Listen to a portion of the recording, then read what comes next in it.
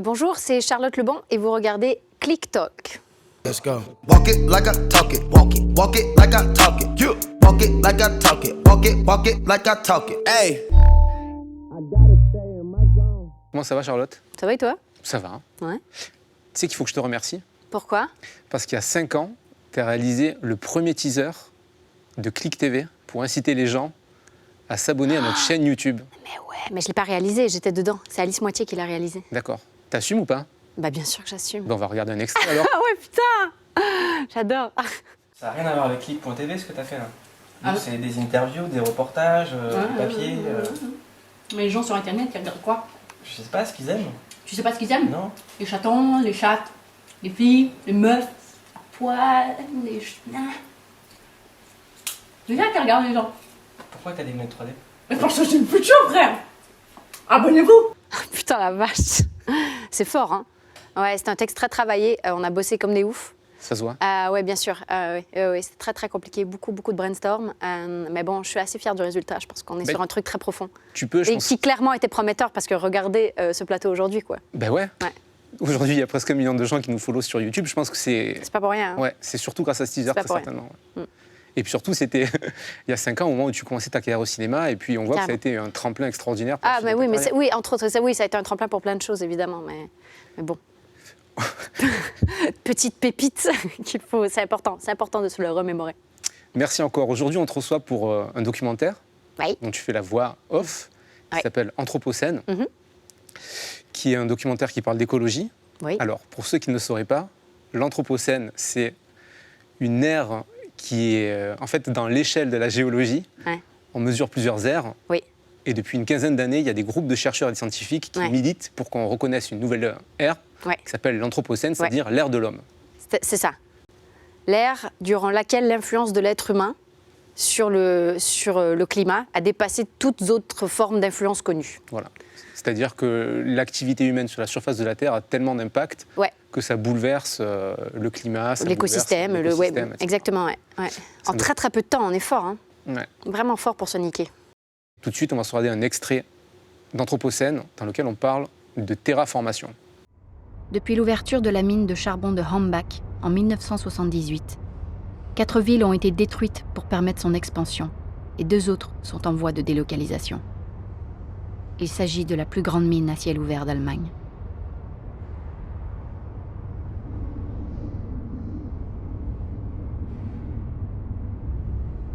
La terraformation consiste à modifier la surface de la Terre en fonction des besoins humains.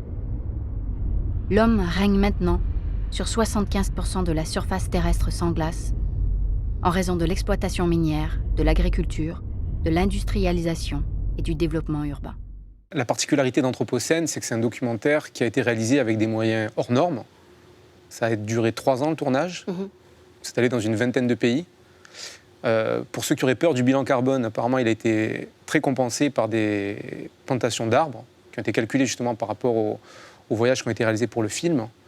Et surtout, la particularité, c'est qu'il y a des images sublimes, bizarrement. C'est-à-dire que la pollution et la destruction n'ont jamais été aussi bien filmées que dans Anthropocène.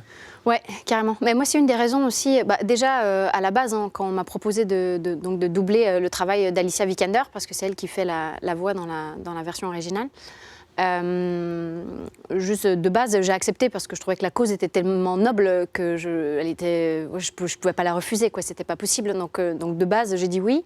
Et ensuite, j'ai vu le documentaire et j'étais vraiment. J'étais d'autant plus séduite en fait parce que je trouvais que justement cette façon d'aborder le sujet était beaucoup plus douce et contemplative. Et il y avait quelque chose où on essayait de faire passer justement un message à travers la beauté.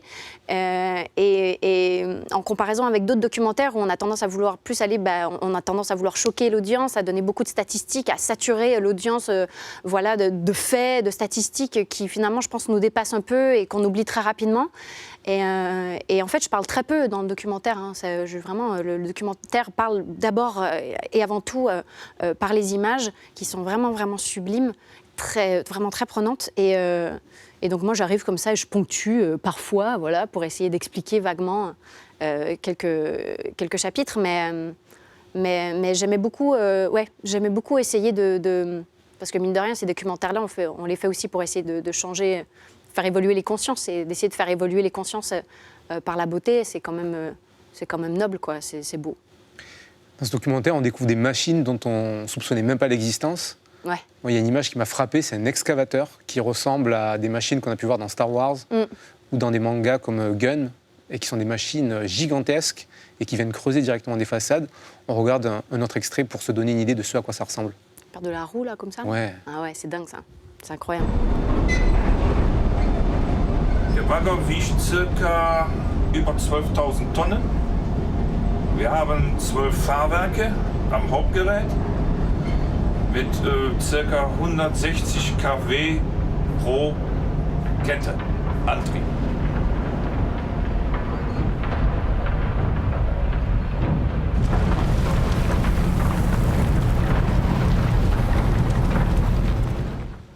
Ah, c'est ouf.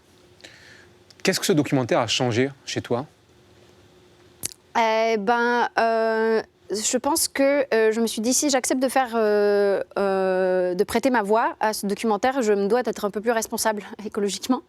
Et du coup, ce que j'ai fait, c'est que j'ai moi-même compensé, en fait, comme les réalisateurs du documentaire, pour les avions que je prends chaque année. Parce que je fais partie des chanceux et chanceuses de ce monde qui peuvent se permettre de prendre plusieurs avions par année. Et en plus, j'ai pas le choix parce que ma famille est au Canada, donc j'y vais souvent. Et en fait, donc il y a différentes plateformes, hein, mais moi j'ai pris la plateforme Good Planet. Et en fait, donc on donne environ approximativement le nombre d'allers-retours qu'on fait, la distance évidemment qu'on effectue, et ça équivaut à un certain montant. Et ce montant, donc on le paie évidemment, et on compense donc. Donc cet argent va être investi donc soit dans l'exploration de nouvelles technologies vertes ou dans la plantation d'arbres ou voilà quoi. Mais voilà, il est réinvesti pour le bien de notre environnement. Et ça, je me disais, si j'ai le moyen d'acheter des billets d'avion, j'ai les moyens de compenser aussi. Donc c'est la moindre des choses de le faire, quoi. Donc j'ai fait ça déjà. Mais à la base, je pense que le vrai souci, je pense que le cœur aussi du problème, et c'est ce que montre le documentaire, c'est notre folie d'expansion et notre folie notre besoin de consommation qui est complètement démesuré en fait. Et donc moi, je me considère, je suis pas une très très grande consommatrice, c'est-à-dire que j'ai la chance de détester le shopping, donc je fais très rarement du shopping. Est-ce qu'on peut se parler de ton sweatshirt alors? Ah, bien sûr, je l'ai. Je trouve très cool, hein, je précise, je pose la question, mais je le trouve très cool. Je l'ai acheté, c'est pas ouf, hein, mais je l'ai acheté dans un aéroport parce que j'avais froid. Donc voilà. Pour les avions que j'ai compensés. Donc je dirais que ça s'annule vaguement, mais bon, plus ou moins. Mais j'aime bien sa couleur. C'est pour ça que je me suis dit, pour un sujet un peu triste ou un peu tragique, donc je compense avec de la couleur fluo. D'accord. Donc le conseil mode de Charlotte Lebon pour venir en télé, c'est les boutiques d'aéroport. Je sais pas si on devrait m'écouter, mais bon, en tout cas en ce qui me concerne, ouais. Le documentaire parle de la folie de consommation. Ouais. Il parle notamment de notre surconsommation de plastique, qui est un sujet qui revient beaucoup. Et à ce sujet-là, il y a une séquence qui s'appelle les technofossiles. On va regarder un extrait pour mieux comprendre. D'accord. Les technofossiles, notamment à base de plastique, de béton ou d'aluminium, sont des objets créés par l'homme. Ils restent dans la biosphère et se retrouvent dans les couches rocheuses de la Terre.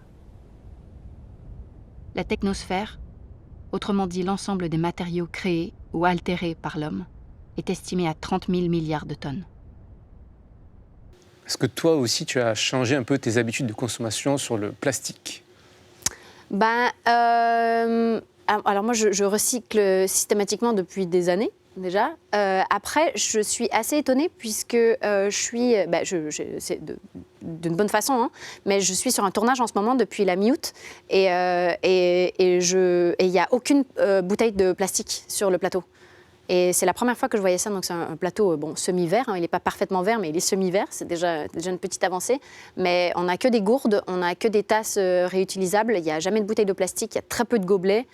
J'ai pas vu une seule personne jeter un mégot de cigarette par terre.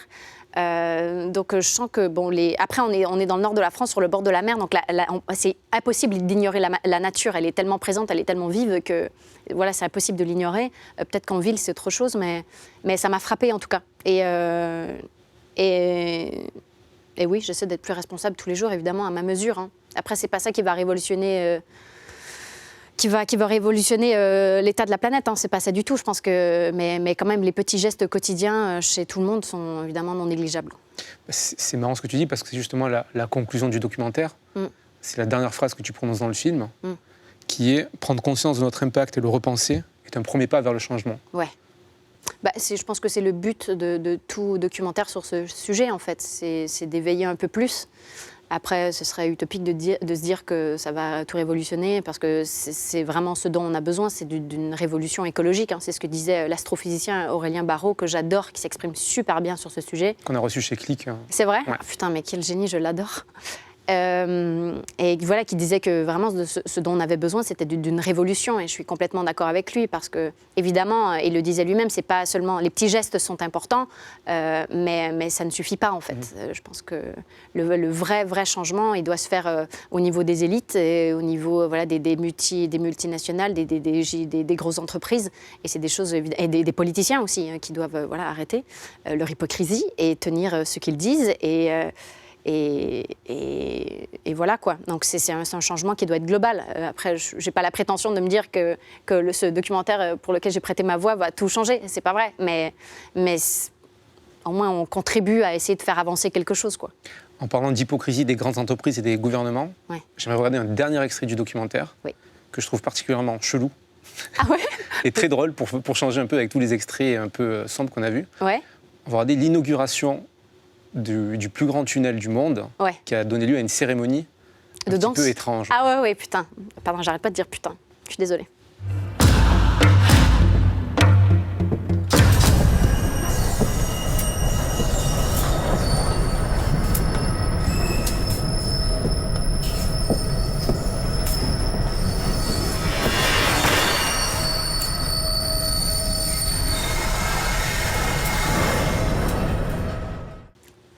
Pourquoi pas essayer d'utiliser l'art contemporain pour mieux comprendre ? Pour faire passer une excavation dans une montagne. Je sais pas qui a eu cette idée, j'avoue que c'est assez innovant.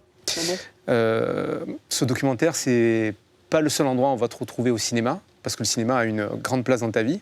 Oui. Et j'aimerais qu'on parle d'un de tes films préférés, si ce n'est ton film préféré. Oh, mais j'en ai beaucoup, moi, des films préférés. Je pense qu'on va parler de l'Histoire sans fin. Allons-y. L'Histoire sans fin, mais il y a des métaphores mais sublimes. Je t'ai souvent entendu parler de l'Histoire sans fin, et je trouve qu'il y a justement des parallèles très forts avec l'Anthropocène. Ah bon ? Ah oui, sur le fait qu'on détruit nous-mêmes notre propre monde parce qu'on a cessé de rêver. Par exemple. C'est pas faux, hein. Ouais, t'as raison, c'est un parallèle intéressant. Est-ce que tu peux raconter, pour les gens qui ne connaissent pas, ce que c'est l'histoire de l'Histoire sans fin ? L'histoire de l'Histoire sans fin, c'est l'histoire d'un monde qui représente le monde imaginaire, qui représente le monde dans lequel tous les rêves des êtres humains sont. Et ce monde, puisque les gens ont cessé de rêver, est en train de se faire tranquillement engloutir par le néant. Qui est le rien, et le néant est lui-même nourri par une peur qu'entretiennent les êtres humains. Donc cet univers qui a été créé par les êtres humains est en train de se faire détruire par les êtres humains. Donc oui, tu as raison, c'est carrément anthropocène, quoi. C'est carrément ce qu'on est en train de faire à notre planète. Après, la planète va exister toujours, même si nous n'y sommes pas. Hein. Elle va même très bien se porter, hein. Il n'y a aucun problème. Peut-être même mieux, sans doute même mieux. On parle de cinéma, je vais faire un petit aparté aussi. Tu as commencé ta carrière en étant mannequin. Les gens savent aussi que tu es artiste. Et justement, on va regarder quelques tableaux que tu as peints récemment. J'ai hâte de voir ta sélection. Ah, cool! C'est bien d'avoir choisi ça. C'est récent, ça. Ouais, c'est un tableau qui s'appelle Burn, Baby Burn. Burn, Baby Burn. Est-ce que c'est une métaphore sur l'écologie aussi ? J'ai aucune idée. Alors ça, vraiment, je ne sais pas. Ce tableau, je l'ai fait il y a... C'est drôle, ce tableau, je l'ai fait il y a plusieurs mois. Et quand je l'ai fait, je me suis dit, oh, il est nul. Et je voulais pas le montrer. Et j'en avais un peu honte. Et puis, je sais pas pourquoi, quelques mois plus tard, je l'ai revu. Et j'ai fait, oh non, en fait, ça va. Et donc, j'ai décidé de le partager. Et Burn, Baby Burn, je sais même pas si c'est son titre. Hein, c'est vraiment juste ce que j'ai mis en légende sur Instagram parce que je me disais que je devais avoir une légende. Mais bon, en fait, on s'en fout. Il y a un message particulier ? Hein ? Il y a un message particulier ? Dans cette... Ouais. Alors, moi, je ne sais pas. Il y a un truc chez moi que j'appelle la trinité du mystère. C'est que je suis fascinée par 3 éléments qui ne me quittent pas depuis plusieurs années. C'est le caillou, la chaise et le cornichon. T'es allé voir des psys ou pas ?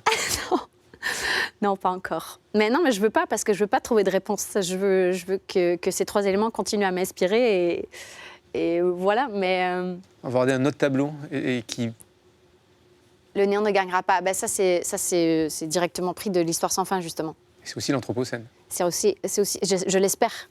Je l'espère, parce que pour l'instant, le néant est en train de gagner. Hein.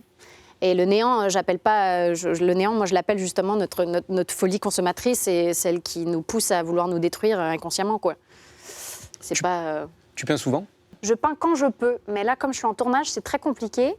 Mais dès que je peux et que j'ai un peu de temps et que j'ai des idées, surtout, parce que je n'ai pas toujours des idées, hein, ce serait faux de dire que j'ai toujours des idées. Ça me fait un bien fou, quoi. J'en ai besoin. Mais je pense que si je fais une prochaine expo, ce qui, je l'espère, arrivera bientôt, j'ai fait beaucoup de dessins jusqu'à maintenant. Mes 2 premières expos que j'ai fait, c'était principalement des dessins et de l'aquarelle. Mais là, j'aimerais vraiment me concentrer sur la peinture à l'huile, ce qui est le tableau que tu as montré, là. J'ai lu que c'était l'ennui qui t'avait, sur les tournages, ou qui t'avait beaucoup remis dans le dessin. C'est vrai? Ouais, c'est l'ennui. En fait, comme j'ai commencé ma carrière, tout s'est passé très vite en fait. C'est-à-dire que j'ai fait la météo et après ça j'ai commencé à faire des films et les choses se sont enchaînées. J'ai tourné beaucoup et j'ai un peu décidé d'y aller aveuglement comme ça en me disant non mais c'est ce qu'il faut que je fasse et puis de toute façon c'est ce que tout le monde souhaite et puis d'avoir une carrière, c'est ce que tout le monde souhaite. Et puis une fois que j'étais en plein milieu du truc et je kiffais pas tant que ça en fait. Je sentais qu'il me manquait quelque chose et qu'il y avait un petit vide qui se creusait de plus en plus. Et voilà, j'étais responsable de ce petit vide en fait parce qu'il fallait que fallait que je trouve une façon de le remplir. Et c'est en me réappropriant ma création, c'est-à-dire en faisant mes propres dessins, en écrivant mes propres histoires, en écrivant mes propres scénarios, en pensant à mes propres films. Mais j'adore jouer. Hein. En ce moment, je tourne dans une série que j'adore, que je trouve formidable et qui, j'espère, le sera aussi à l'image. Mais tout ça fait partie d'un tout, en fait. Tu as commencé comme mannequin, tu l'as dit, tu as fait la météo sur Canal+, tu as fait du cinéma, de l'art. Je t'ai entendu dire récemment que pour toi, le plus beau métier du monde, au final, c'était réalisateur. Ouais, en fait, je pense que si vraiment on m'obligeait avec, tu vois, un fusil sur la tempe à choisir, je pense que je crois hein, que je choisirais réalisateur parce que c'est pour moi le métier qui regroupe le plus de choses créativement parlant, c'est-à-dire que ça permet d'écrire, ça permet parce que moi ce que j'aime à travers le dessin, les peintures, c'est de permettre de pouvoir matérialiser les idées que j'ai dans la tête et la réalisation c'est aussi un peu ça, sauf que tu le fais avec du vivant quoi. Et puis je pense vachement mes films à travers les images d'abord. C'est des images qui sont un peu floues dans ma tête et j'écris ensuite. C'est pas l'inverse qui se produit. C'est marrant, il y a Michel Denisot du Grand Journal qui sort son premier film bientôt. Ouais, je sais, j'ai vu. Il y a Mouloud Achour qui a réalisé son premier film cet été. Ouais. Est-ce que tu serais prête à jouer dans un des films de quelqu'un du Grand Journal, réalisé par quelqu'un du Grand Journal? Bah, si le scénario il est bien, oui. Hein. Et si le rôle il est bien, oui. Bah non, mais c'est pas à n'importe quel prix, évidemment. Pas à n'importe quel prix, je parle pas d'argent, hein, je parle faut que ça soit bien, quoi. Voilà.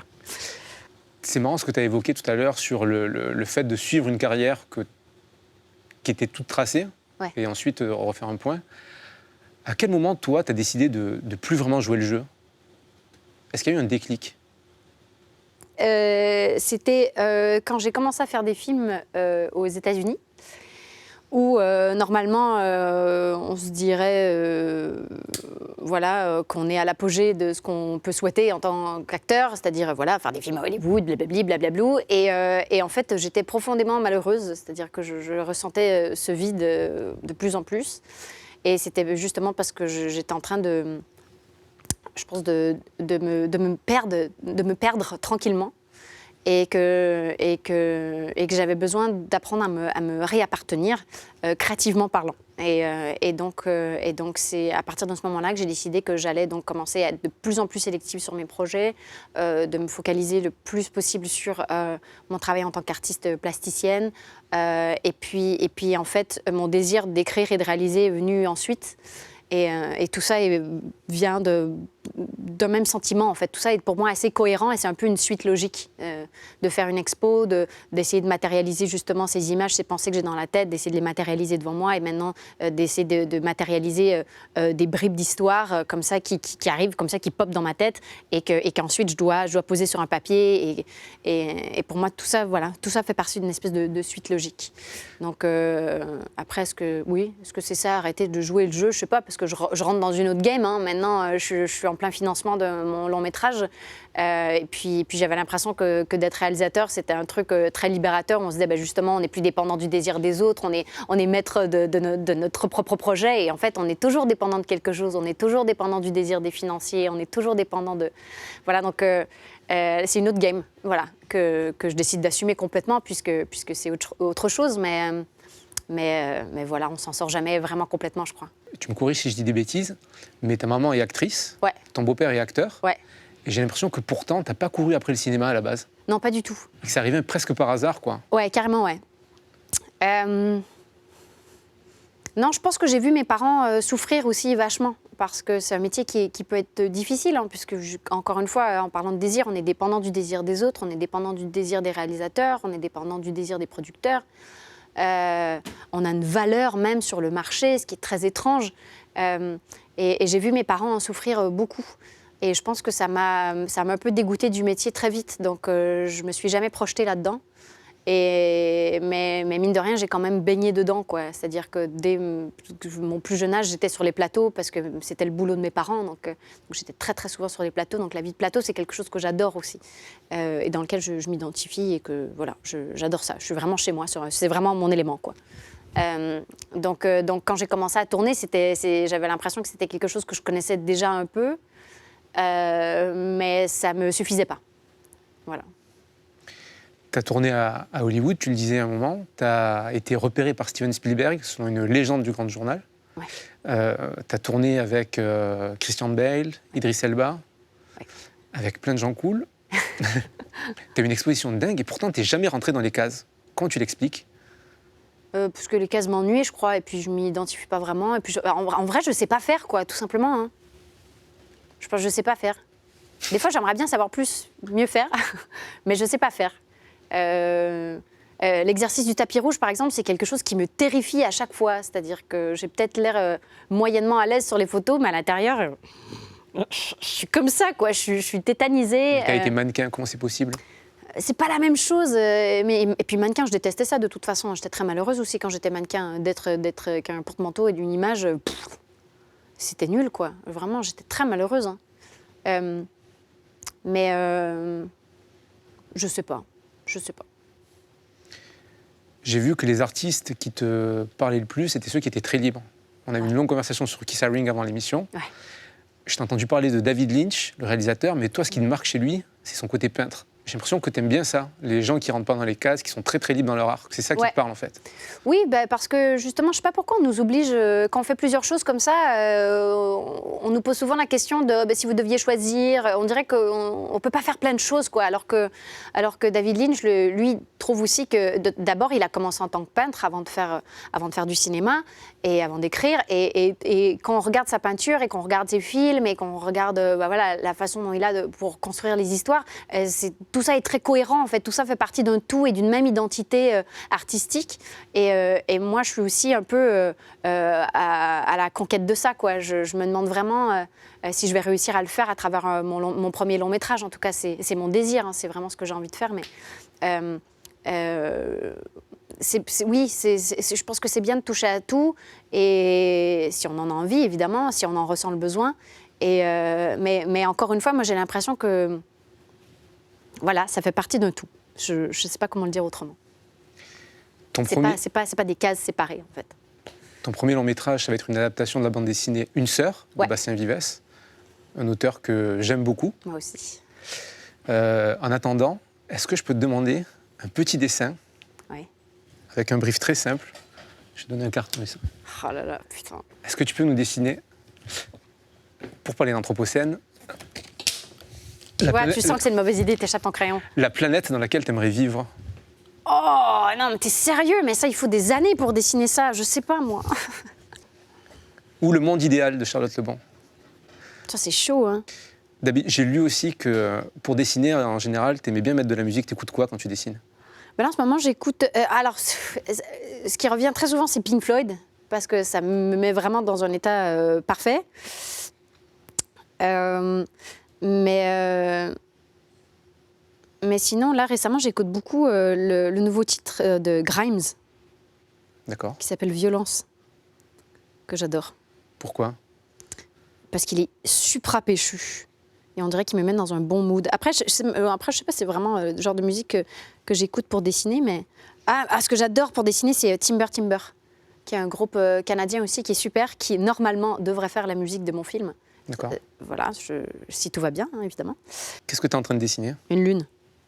Une lune nulle. Parce que c'est du... Oh là. Parce que je déteste dessiner comme ça. Est-ce que la seule bonne nouvelle pour toi de la pollution de la Terre, ce serait de devoir partir habiter sur la Lune? Exactement. Après, je pense que je serais pas vraiment très bien. Hein. Je serais pas très bien, mais bon. Montre le petit dessin.